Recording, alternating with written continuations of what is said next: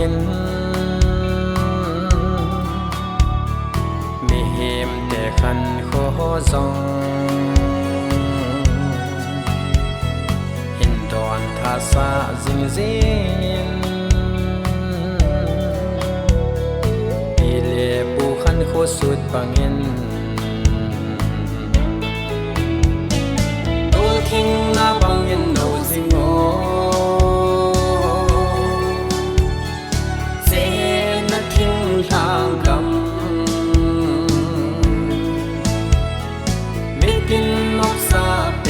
giống cất dê ngất kinh thang cầm rồi đi lâu vinh hình dinh ngô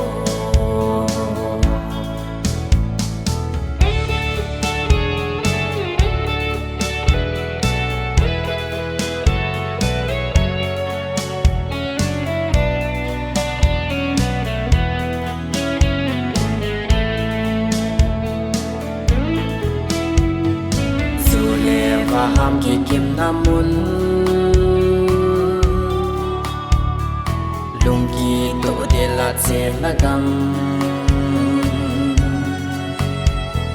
gam xa để bằng yêu sát nào muốn kỳ bà thân ô mà lên là gam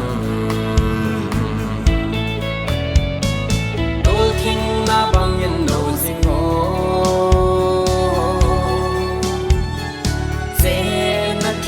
thang cầm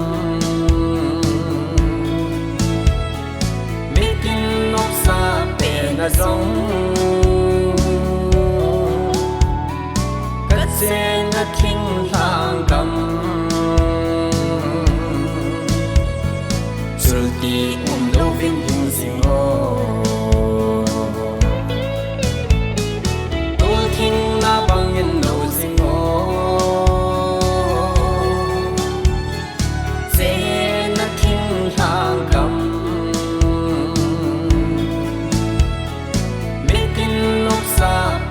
giống cất dê ngất kinh thang cầm rồi đi lâu vinh hình dinh ngô